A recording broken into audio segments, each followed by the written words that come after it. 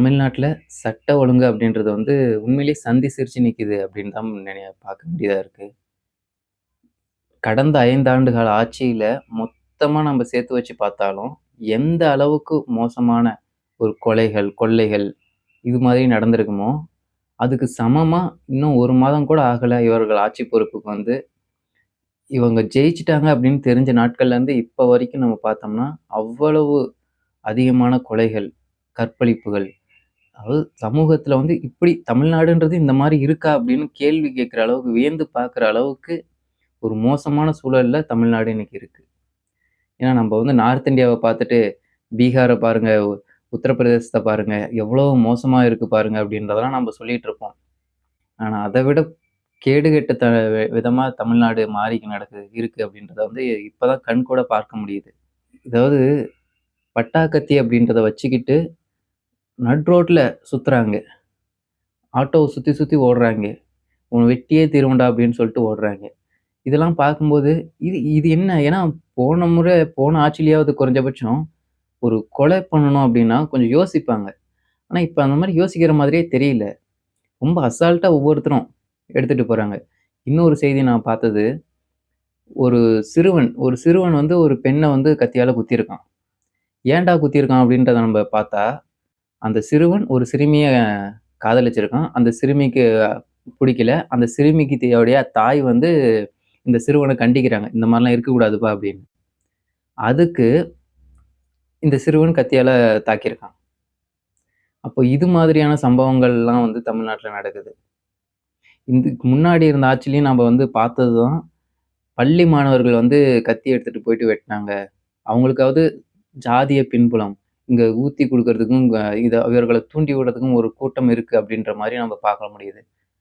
இந்த மாதிரியான சிறுவர்களுக்கு, இந்த வயசுல கத்தி எடுக்கிற இந்த மாதிரியான பிள்ளைகளுக்கு வந்து என்ன காரணமா இருக்கும்? நீங்க யோசிச்சு பாருங்க. எந்த ஒரு அடிப்படை காரணமும், யார் வந்து இவன வந்து இந்த மாரி செய்யணும்னு சொல்லி தூண்டி விட்டுருப்பா? அப்போ இவர்களுக்கு கத்தி எடுத்து குத்தலாம், தப்பு கிடையாது. நாம என்ன வேணாலும் பண்ணிக்கலாம். என்ன பிரச்சனை வந்துற போது அப்படின்ற மாரியான ஒரு நினைப்பு அப்படின்னு இருக்குல்ல. அது எப்படி இவங்களுக்கு வருது? ம். இதெல்லாம் போக ஒரு தகப்பன் வந்து ஏதாவது ஆணவ படுகொலை அப்படின்றது நம்ம கேள்விப்பட்டிருப்போம். ஆனா, அந்த ஆணவ படுகொலை இப்பவும் நடக்குது.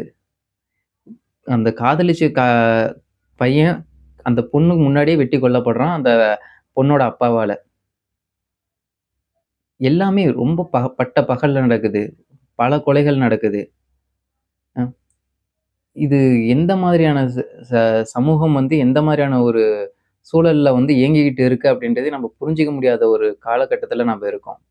உண்மையிலேயே தமிழ்நாடு இப்ப தான் இந்த மாரி நடக்குதா? இல்ல ஆரம்பத்துல இருந்தே இப்படிதான் இருக்கா? அப்படின்னு பார்த்தீங்கன்னா, கடந்த 10, 15 வருடங்களாவே இது இப்படிதான் இருக்கு தமிழ்நாடு. ஆனா இதுக்கு முன்னாடி இருந்த ஆட்சிகள்ல எப்படி அப்படின்னா, ஆதிக்க சக்திகள் யாருகிட்ட அதிகாரம் இருக்கோ, யார் அந்த அதிகாரத்தோடு ஒன்றி இருக்காங்களோ, அவங்கள மாரியான ஆதிக்க சக்திகளும், அதிகார வர்க்கமும் இந்த தவறுகள பண்ணுச்சு. அத நம்ப கண்டிச்சோம். பல பேர் விமர்சனம் வச்சாங்க. "சட்ட ஒழுங்கு சீர்கெட்டு போயிடுச்சு" அப்படின்னு அந்த ஆட்சிகளுக்கு எதிராக மக்கள் குரல் கொடுக்க ஆரம்பிச்சாங்க. ஆனா, விஜய் அவர்கள் ஆட்சிக்கு வந்த பிறகு, அதிகாரம் வர்க்கமும், ஆதிக்க சக்தியோலாம் இல்ல.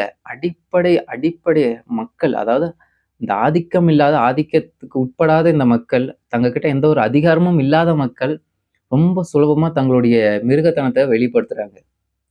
அவங்களுக்கு தெரியுது. இதெல்லாம் பண்ணா நம்மள யாரு கேட்க போறா? அப்படின்ற மாரி ஒரு பயமே இல்லாம அவங்களுடைய தன்மை அப்படின்றது வெளியில வருது. இதே மாரி நீங்க கொஞ்சம் யோசிச்சு பாருங்க.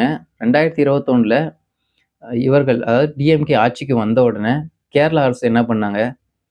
அவங்களுடைய எல்லை பரப்பை வந்து நாங்க மறு ஆய்வு செய்றோம் அப்படின்ற பேர்ல, தமிழகத்துக்குள்ள இருந்த கண்ணகி கோயில அவங்களுக்கு சொந்தம்னு சொல்லி எடுத்துக்கிட்டாங்க. அதுக்கு முன்னாடி 10 வருஷம் அதிமுக ஆட்சியில இருந்து அவங்களுக்கு வந்து தோணல பாருங்க. இத வந்து நம்ப எடுக்கணும் அப்படின்ற எண்ணம் வந்து எண்ணம் இருந்திருக்கலாம். ஆனா அத செயல்படுத்த அவங்களுக்கு வந்து திராணி வரல. ஆனா திமுக ஆட்சிக்கு வந்த உடனேயே அவங்க செயல்படுத்துறாங்க.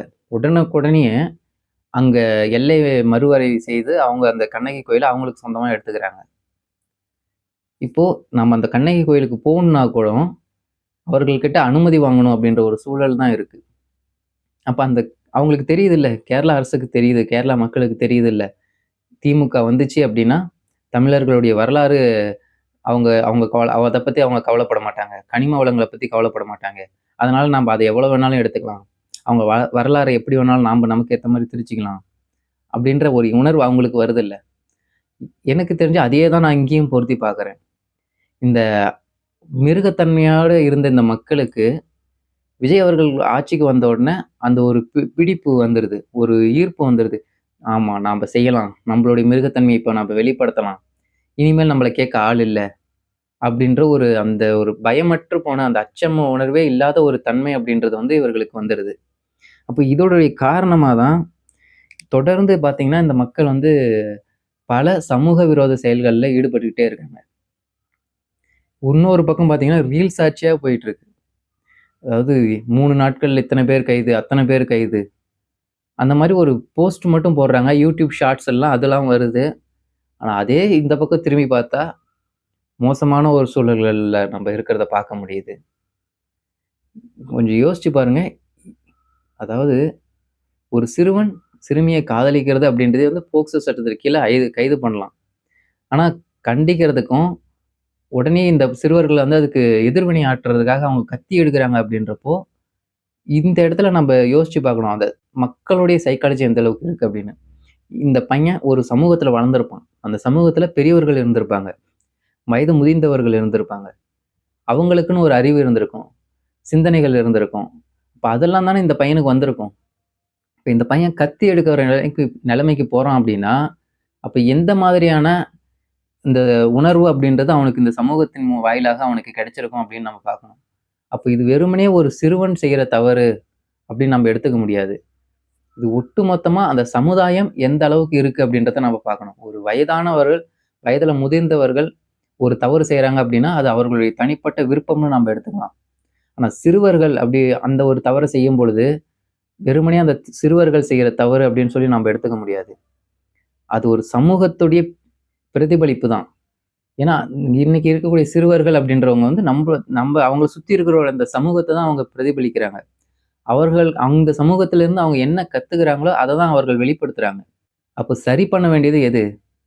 அந்த சிறுவர்கள் மட்டுமா? அவர்கள மட்டும் தண்டிச்சா போதுமா? இந்த சமுதாயத்துக்கு சீர்திருத்த என்ன வழிகள்?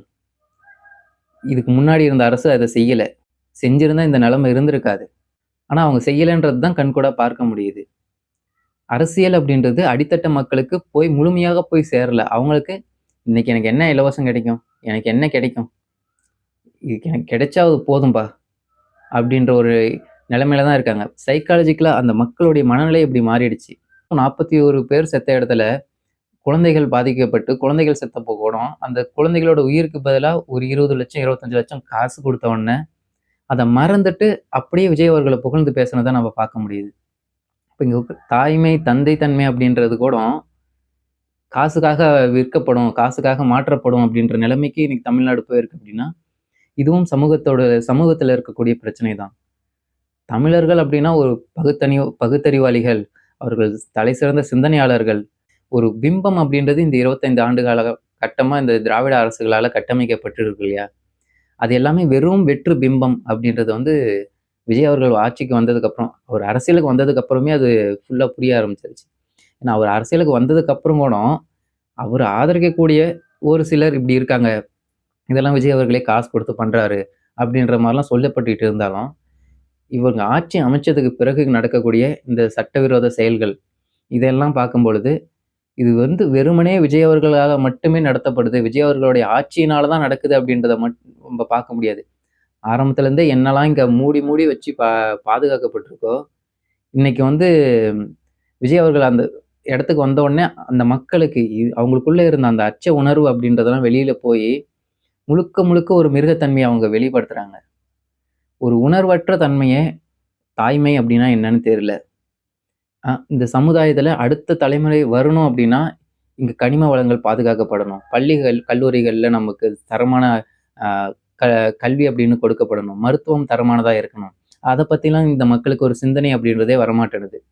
அத பத்தி சிந்திக்கிறவங்களுக்கு ஓட்டு போடணுன்ற எண்ணமும் வரமாட்டேன்னுது. அரசியல் அப்படின்னா என்ன அப்படின்றதே வந்து அடிப்படையே தெரியல அப்படின்றாங்க. தொடர்ந்து ஒரு ரீல்ஸ் போடுறவங்களுக்கு ஆதரவு தராங்க. சில ரீல்ஸ் காட்சிகள்லாம் பார்க்க முடியுது. ஒரு தாவேக்காவோட துண்டு போட்டுட்டு ஒருத்தர் நடந்து போறாப்புல, ஒரு கோவம் நதின்னு நெனைக்கிறேன். அது பக்கம் முன்னாடி நின்னுகிட்டு, அந்த பக்கம் இருக்கிற செவுரு மாரி இந்த பக்கம் ஒரு செவுரு கட்டிட்டா தண்ணி மேல ஏறாதுப்பா அப்டின்றாரு. அதாவது இவங்க ஒரு செயல செஞ்சு முடிச்சுட்டு, "இத நாங்க செஞ்சிருக்கோங்க" அப்டின்னு சொல்லி அவங்க பேசுனாங்க அப்டின்னா, அதுக்கு நம்ப ஆதரவு தெரிவிக்கணும். ஆனா இன்னும் செய்யவே இல்லையே! சும்மா ரீல்ஸ் தானே எடுத்து போட்டுட்டு இருக்கீங்க. அப்போ ரீல்ஸ் போடுற இடத்துல கூட இவன் கீழ போயிட்டு, "இனிமேல் வாழ்ந்தாலும் செத்தாலும் விஜய் அவர்களுடைய ஆட்சியில தான்" அப்டின்றான் ஒருத்தன். ச்ச விஜய் அவர்கள் கண்ணாடி போட்டுக்கிட்டு தலைமைச் செயலகத்திலருந்து வெளில வராப்புல. எவ்வளோ ஒரு இளமையான முதல்வர் பார்த்தீங்களா? எவ்வளோ ஒரு அழகான முதல்வர் பார்த்தீங்களா? திஷ்டி சுத்தி போடணுங்க அவருக்கு. அப்படின்லாம் வந்து கமெண்ட் செக்ஷன்ல கமெண்ட் போட்டுட்டு இருக்காங்க. அப்ப இதெல்லாம் பார்க்கும்பொழுது, உண்மையிலேயே இவர்களுக்கு என்னதான் தேவை? மாற்றம் மாற்றம்னானீங்க. என்ன மாற்றம்? அழகான முதல்வர் ஆட்சிக்கு வர்றது தான் மாற்றமா? என்னத்தடா எதிர்பார்க்குறீங்க? அதாவது சமூகம் சீர்கெட்டு போகும்பொழுது, அத நோக்கி கேள்வி கேட்க வேண்டிய மக்கள், அத விட்டுட்டு எந்த மாதிரியான ஒரு எதிர்பார்ப்புக்குள்ள போறாங்கன்னு பாருங்க. ரீல்ஸ் இன்ஸ்டன்ட்டா ஒண்ணு பார்க்கணும். மைண்ட்ல வந்து ஏத்திக்கணும். கொஞ்சம் அத வந்து போதையா ஏத்திக்கணும். அந்த ரீல்ஸ் அப்படின்றதே ஸ் மோ அதாவது மொபைல் அப்படின்றதே ஒரு மோகம் அப்படியா மாறிடுச்சு. ஒரு போதையா மாறிட்டு. அப்ப இந்த போதையிலேருந்து இந்த மக்கள் வெளியில வர விருப்பப்படல. நாம்ப தொடர்ந்து பேசுவோம். ஏன்னா இவர்கள் வெளியில வரணும். வரல அப்படின்னா, நம்பளுடைய வாழ்க்கை எப்படி போகுமோ இல்லையோ, நமக்கு அப்புறம் வரக்கூடிய தலைமுறையோட வாழ்க்கை அப்படின்றது குட்டிச்சுவரா போயிடும். இருக்கிற இடமே தெரியாம போயிடும்.